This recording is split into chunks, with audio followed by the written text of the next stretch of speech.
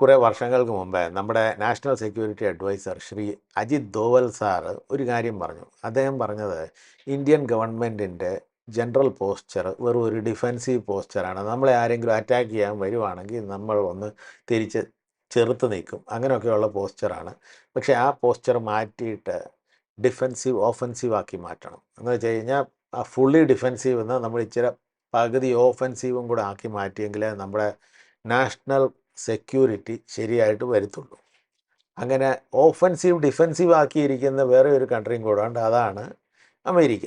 അവർ ഇച്ചിരി കൂടി ഓഫെൻസീവാണ്. അതുപോലെ തന്നെ നമ്മുടെ ഈ ഇൻവെസ്റ്റ്മെൻറ്റ്സ് ഉണ്ടല്ലോ, അതിനും കൂടെ നമ്മുടെ പോസ്ചർസ് ഇച്ചിരി മാറ്റി വരണം. ഇപ്പോൾ നമ്മുടെ ഇവിടെ രണ്ട് തരം ഇൻവെസ്റ്റ്മെൻറ്റ്സ് ഉണ്ട്. SIP ഇൻവെസ്റ്റ്മെൻറ്റ് ചെയ്യുവാണെങ്കിൽ ഒരു പാസീവ് ഇൻവെസ്റ്ററുണ്ട്. പാസീവ് ഇൻവെസ്റ്ററിൻ്റെ പണി എന്തുവാണ്?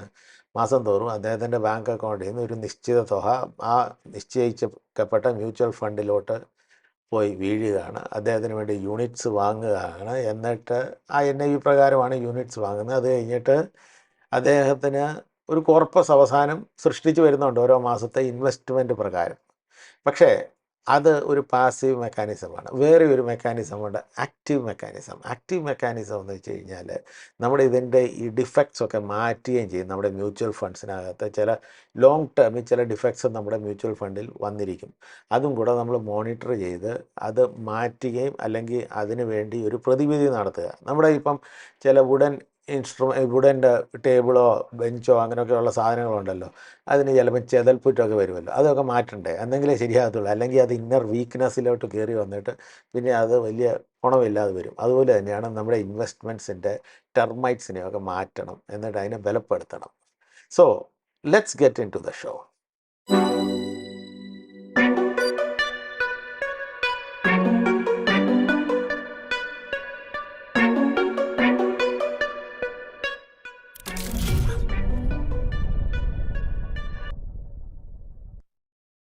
നമ്മുടെ കോർ വിഷയത്തിലേക്ക് കടക്കുന്നതിന് മുമ്പ് ചില പ്രേക്ഷകരുടെ കമൻസിന് മറുപടി കൊടുക്കുവാൻ ആഗ്രഹിക്കുന്നു.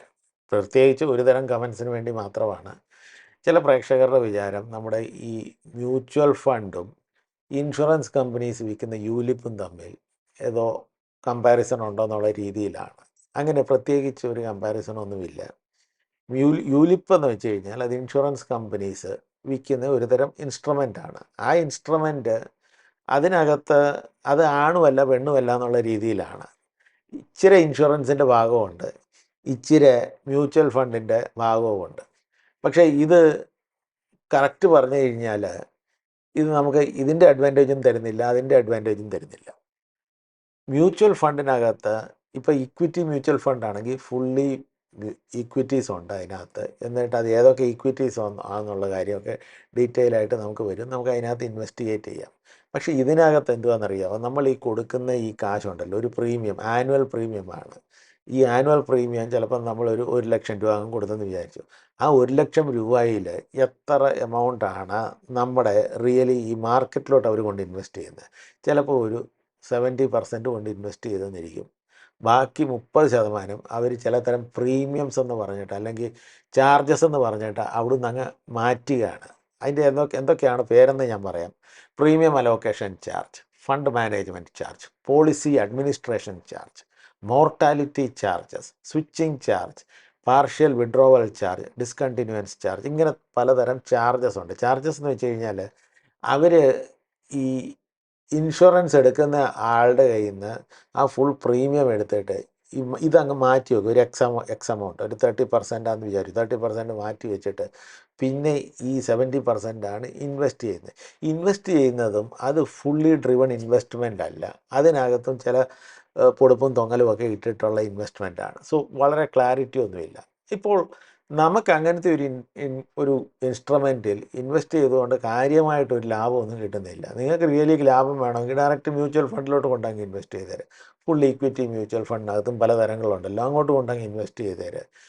അല്ല, എന്നിട്ട് ഇൻഷുറൻസ് വേണമെങ്കിൽ ഏറ്റവും ബെസ്റ്റ് എന്ന് പറയുന്നത് ടേം ഇൻഷുറൻസ് ആണ്. ടേം ഇൻഷുറൻസ് അറ്റ്ലീസ്റ്റ് നിങ്ങളെ ഡീറിസ്ക് ചെയ്യും. എന്നിട്ട് ഈ ചാർജസ് എന്ന് പറയുന്നത് ഈ 20-30% നമ്മുടെ ആ എമൗണ്ടിൽ നിന്ന് അങ്ങ് മാറിപ്പോകുന്നില്ലേ, അതിന് തന്നെ നമുക്ക് ടേം ഇൻഷുറൻസ് കിട്ടും. സോ സ്പെഷ്യലൈസ്ഡ് ആയിട്ടുള്ള രണ്ട് സാധനം കിട്ടും. നമുക്ക് മ്യൂച്വൽ ഫണ്ടും കിട്ടും, ടേം ഇൻഷുറൻസും കിട്ടും.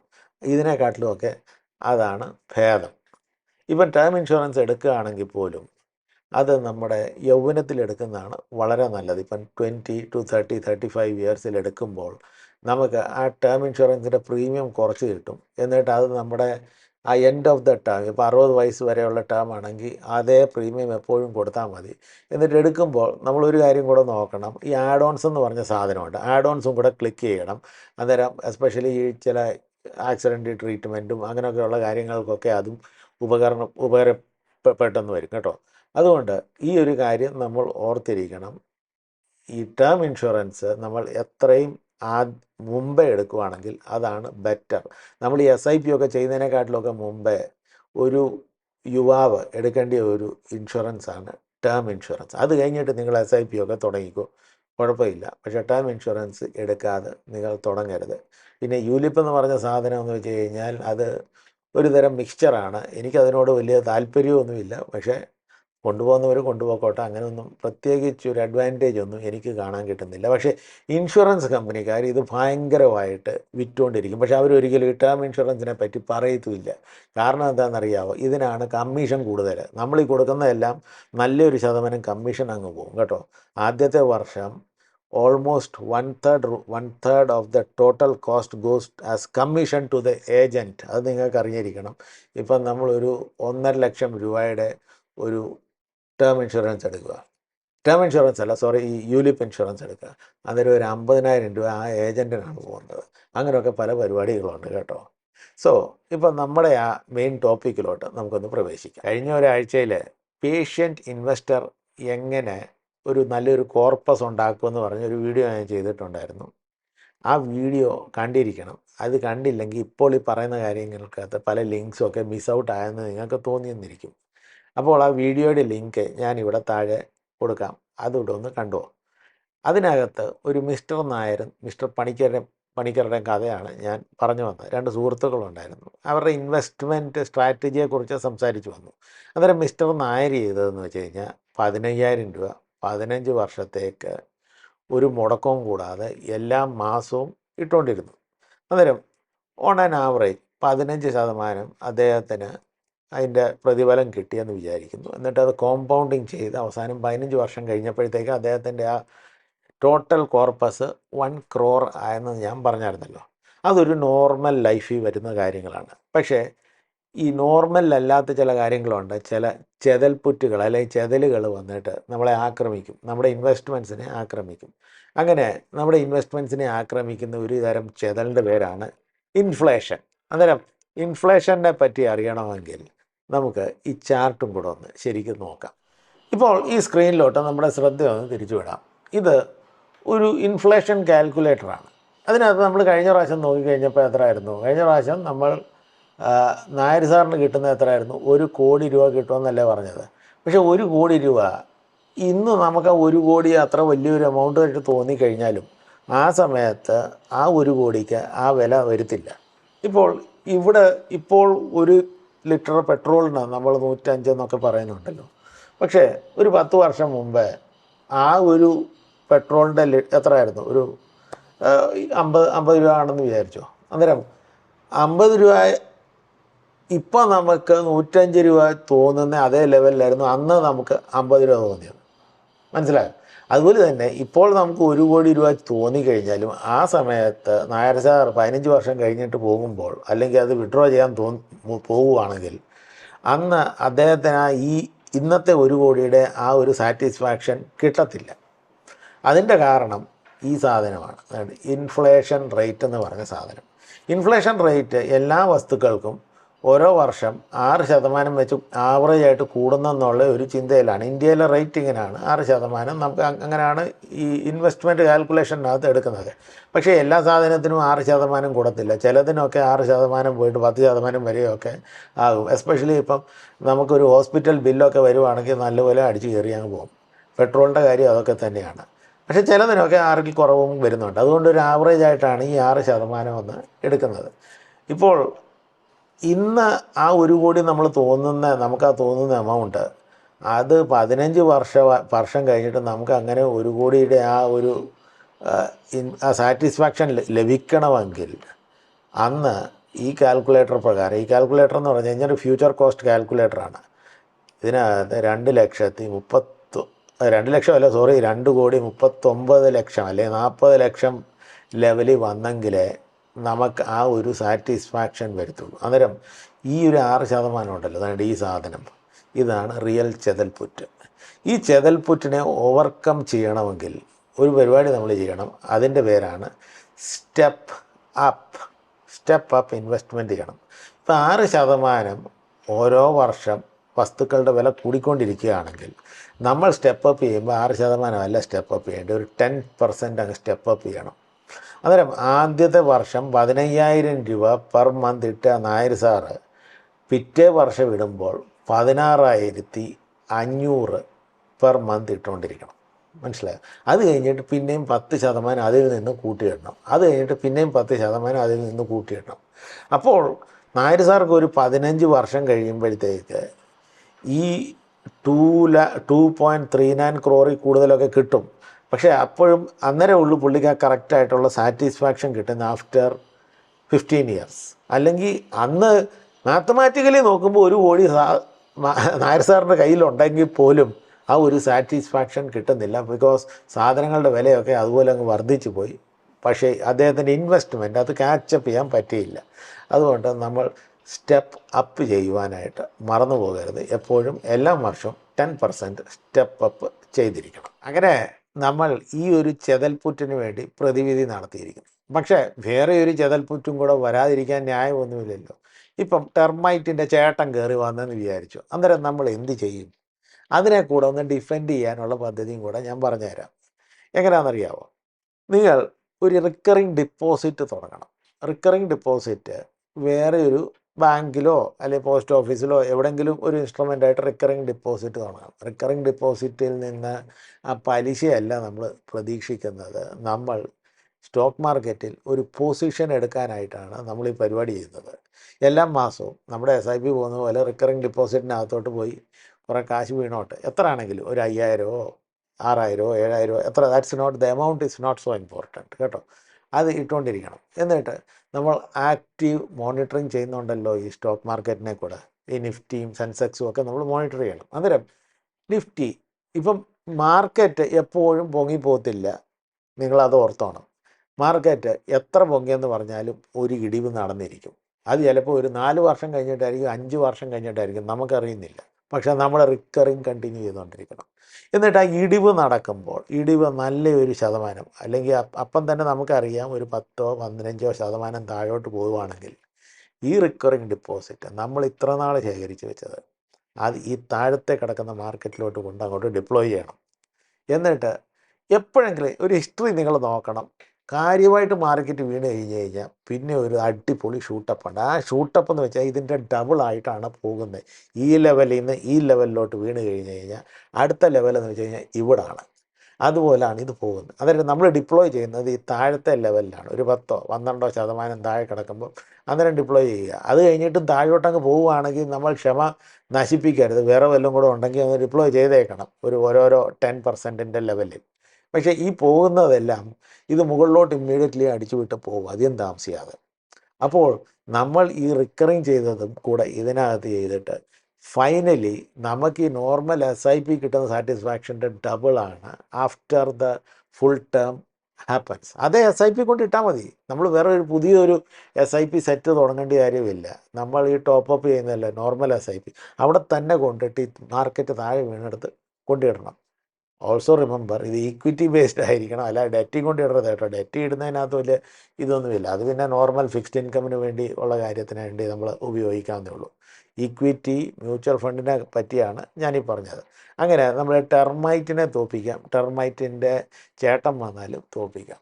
പക്ഷേ ഇപ്പം വേറെ ഒരു തരം ടെർമൈറ്റും കൂടെ ഉണ്ട്. അതെന്തുവാണെന്നറിയാമോ? അത് സർക്കാർ അടിച്ചു വിടുന്ന ടെർമൈറ്റാണ്. അതിനാണ് ടാക്സ് ടെർമൈറ്റ്. ഇപ്പം ടാക്സ് എന്ന് പറഞ്ഞു കഴിഞ്ഞാൽ ഞാൻ നേരത്തെ പറഞ്ഞായിരുന്നല്ലോ SIP ഒക്കെ വരുന്നത് നമ്മൾ ലോങ് ടേം SIP ചെയ്യുമ്പം നമ്മുടെ long term capital gains tax എന്ന് പറഞ്ഞൊരു സാധനം കയറി വരും. അതെന്ന് വെച്ച് കഴിഞ്ഞാൽ 1,25,000 കൂടുതൽ നമുക്ക് പ്രോഫിറ്റ് കിട്ടിയിട്ടുണ്ടെങ്കിൽ അതിൻ്റെ 12.5% സർക്കാർ അങ്ങ് കൊണ്ടുപോകും. അത് കൊണ്ടുപോകാതിരിക്കാനുള്ള ഒരു പദ്ധതി. ഞാൻ നേരത്തെ ഒരു ടാക്സ് ഹാർവെസ്റ്റിങ്ങിൻ്റെ പരിപാടി പറ്റി പറഞ്ഞായിരുന്നു. അത് ടാക്സ് ലോസ് ഹാർവെസ്റ്റിംഗ് എന്നാണ് അതിൻ്റെ പ്രോപ്പർ ടേം. ഇപ്പോൾ ഞാൻ ഒരു ടാക്സ് ഗെയിൻ ഹാർവെസ്റ്റിങ്ങിനെ പറ്റിയും കൂടെ നിങ്ങളെ പറഞ്ഞ് മനസ്സിലാക്കിപ്പിക്കാം. ഞാനീ പറയാൻ പോകുന്നത് നിങ്ങൾ ശ്രദ്ധ വെച്ച് കേട്ടോണം.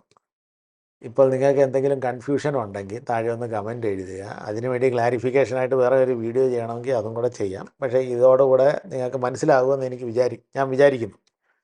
ഇപ്പോൾ നമ്മളൊരു SIP ഇൻവെസ്റ്റ്മെൻറ്റ് ചെയ്യുകയാണ്. മാസം തോറും ഒരു 15,000 20,000 നമ്മൾ കൊണ്ട് ഇടുന്നുണ്ട്. എന്നിട്ട് ഇത് ആദ്യത്തെ വർഷം നിങ്ങൾ SIPയിലൊക്കെ ഇൻവെസ്റ്റ് ചെയ്യുവാണെങ്കിൽ നോർമലി മാർക്കറ്റിന് വലിയ വോളറ്റാലിറ്റി ഒന്നും ഇല്ലെങ്കിൽ നിങ്ങൾ ഇട്ടതിൽ ഇച്ചിരിയൊക്കെ കൂടത്തുള്ളൂ, വലുതായിട്ടൊന്നും കൂടത്തില്ല. രണ്ടാമത്തെ വർഷം വലുതായിട്ട് കൂടത്തില്ല. ഓട്ടോമാറ്റിക്കലി ഒരു 3 വർഷമൊക്കെ കഴിയുമ്പോഴത്തേക്ക് ഇതങ്ങോട്ട് മുകളിലോട്ട് പോകുന്ന കാണാം. ബിക്കോസ് നമ്മൾ ഈ താഴത്തെ ലെവലിൽ ശേഖരിച്ച് വെച്ച യൂണിറ്റ്സിനൊക്കെ വാല്യൂ പിടിച്ച് വരുമ്പോഴത്തേക്ക് മുകളിലോട്ട് പോകും.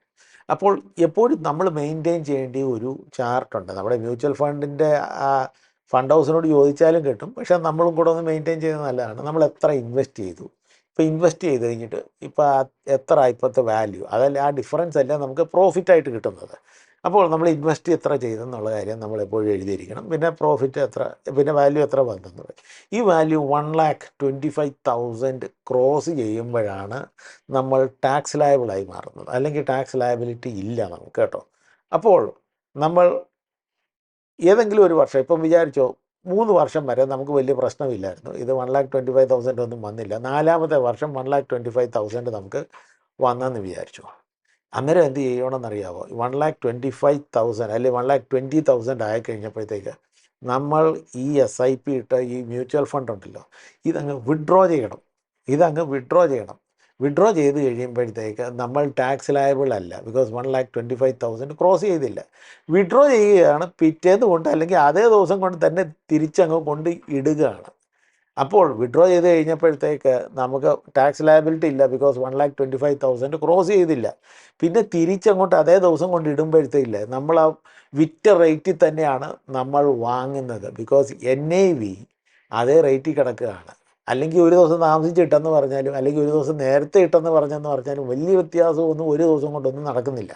അപ്പോൾ അതേ ദിവസം നിങ്ങൾ കൊണ്ടങ്ങ് ഇട്ട് കഴിയുമ്പോഴത്തേക്ക് നമുക്ക് ടെക്നിക്കലി എന്താണ് നടക്കുന്നതെന്ന് അറിയാമോ? ടെക്നിക്കലി നമ്മളൊരു വിൽപ്പന നടത്തി, പിന്നെ ആ ഹയർ റേറ്റിൽ നമ്മൾ വാങ്ങി.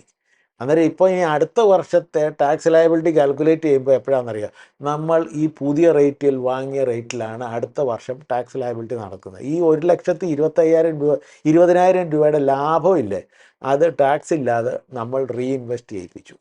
അടുത്ത വർഷം ചെന്നാലും അടുത്ത വർഷവും 1,25,000 ക്രോസ് ചെയ്തില്ലെങ്കിൽ നമ്മൾ അതിന് മുമ്പായിട്ട് വിൽക്കണം. ഇപ്പോൾ ഒരു വർഷത്തിൽ 2 or 3 വട്ടം വിൽക്കുകയോ വാങ്ങുകയോ ഒക്കെ ചെയ്യുക. അങ്ങനെയൊന്നും ഒരു കുഴപ്പമില്ല, കേട്ടോ. അന്നേരം എപ്പോൾ നമ്മുടെ ഇൻവെസ്റ്റ്മെൻറ്റ് മൈനസ് ഇത് ടോട്ടൽ വാല്യൂ മൈനസ് എത്ര investment, if that is as long as that is not crossing 1,25,000 or about to cross 1,25,000, withdraw your SIP or withdraw your mutual ഫണ്ടിൻ്റെ യൂണിറ്റ്സിനെ വിഡ്രോ ചെയ്തിട്ട് പിന്നെ പുതിയ റേറ്റിലോട്ടാണ് നിങ്ങൾ വാങ്ങുന്നത്. അങ്ങനെ നിങ്ങൾക്ക് ഒരു വർഷത്തിൽ ഒരിക്കലെങ്കിലും അങ്ങനെ ഒരു എക്സസൈസ് ചെയ്ത് കഴിയുമ്പോഴത്തേക്ക് നിങ്ങൾക്ക് ടാക്സ് ഇല്ലാതെ വരും. So after 15 years you are paying 0 tax if you continue to do this thing. നിങ്ങൾ 0 ടാക്സ് വരുന്നുണ്ട്. നിങ്ങളുടെ അങ്ങനെ ഒരു ടെർമൈറ്റിനെ നിങ്ങൾ ഓഫ്സെറ്റ് ചെയ്യുന്നുണ്ട്. ഇവിടെ ഇൻഫ്ലേഷൻ എന്ന് പറഞ്ഞൊരു ടെർമൈറ്റിനെ ഓഫ്സെറ്റ് ചെയ്യുന്നുണ്ട്. അല്ലാതെ വേറെ സഡൻ ചേഞ്ചസ് എന്ന് പറഞ്ഞ ചില ടെർമൈറ്റ്സ് ഉണ്ടല്ലോ, അതിനെ ഓഫ്സെറ്റ് ചെയ്യുവാനാണ് നിങ്ങൾ റിക്കറിങ് ഡെപ്പോസിറ്റ് ഇട്ടിട്ട് ഇതിൻ്റെ ലോവർ വാല്യൂയിൽ പോയിട്ട് ഇൻവെസ്റ്റ് ചെയ്യുന്നത്. അങ്ങനെ ഒരു ആവറേജ് എന്ന് പറഞ്ഞു കഴിഞ്ഞാൽ നോർമൽ നിങ്ങൾക്ക് SIPയിൽ എങ്ങനെ പാസീവ് SIPയിൽ ഉണ്ടാക്കുന്ന കാശില്ലേ, അതിൻ്റെ ഡബിളിൽ കൂടുതൽ നിങ്ങൾക്ക് ഈ പരിപാടി ചെയ്ത് കഴിഞ്ഞാൽ കിട്ടും. And you will be offsetting all this problem. In fact അത് ഡബിളിൽ കൂടുതൽ കിട്ടും. നമ്മൾ ആ നായർ സാറിൻ്റെ ആ ഒരു എക്സാമ്പിളിനകത്ത് 1 crore ആണ്. പക്ഷേ നമ്മൾ എക്സ്ട്രാ SIPയിൽ ഇട്ട് കഴിയുമ്പോൾ ഇത് 2.3 2.5 crore കൂടുതൽ വരുന്നുണ്ട്.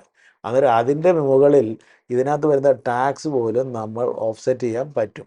പക്ഷേ അത് tax if it is too huge എന്താ വെച്ച് കഴിഞ്ഞാൽ ഭയങ്കര കോർപ്പസ് ബിൽഡായി വരുവാണെങ്കിൽ അതിന് പ്രോപ്പർലി ടാക്സസ് ചിലപ്പോൾ നിങ്ങൾക്ക് അവോയ്ഡ് ചെയ്യാൻ പറ്റാതെ വരും. അതിൻ്റെ ഒരു ഓഫ്സെറ്റും കൂടെ ഞാൻ പറയാം.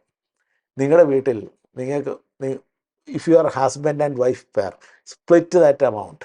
എന്നിട്ട് വൈഫിൻ്റെ പേരിലിടുക, ഹസ്ബൻഡിൻ്റെ പേരിലിടുക, വേറെ ഒരു കുട്ടി ഉണ്ടെങ്കിൽ കുട്ടിയുടെ പേരിലിടാം. വെൻ യു സ്റ്റാർട്ട് സ്പ്ലിറ്റിംഗ്, ഈ ഇപ്പം 2 പേരുണ്ട്, അന്നേരം അവരുടെ eligibility is no more 1.25, it's 2.5 ആകും, ബിക്കോസ് സ്പ്ലിറ്റ് ആയിപ്പോയി. ഇപ്പോൾ വേറെ ഒരു കുട്ടിയും കൂടെ ഉണ്ട്, അന്നേരം എത്രയായി? So that plus 1.25. So that way you can manage നമ്മുടെ ഫുൾ SIPs മാനേജ് ചെയ്തിട്ട് ടാക്സുകാരൻ്റെ വെട്ടിയിൽ നിന്ന് രക്ഷപ്പെടുകയും ചെയ്യാം, നല്ലൊരു കോർപ്പസ് ഉണ്ടാക്കുകയും ചെയ്യാം. ഈ വീഡിയോ നിങ്ങൾക്ക് മനസ്സിലായെന്ന് വിചാരിക്കും. മനസ്സിലായിട്ടില്ലെങ്കിൽ please comment, I will give clarification. Video ഇവിടെ അവസാനിക്കുന്നു. വീഡിയോ ഇഷ്ടപ്പെട്ടിട്ടുണ്ടെങ്കിൽ ലൈക്ക് ചെയ്യുക, ഷെയർ ചെയ്യുക, സബ്സ്ക്രൈബ് ചെയ്യാത്തവർ please subscribe it, and also hit the bell icon. Till we meet again, peace.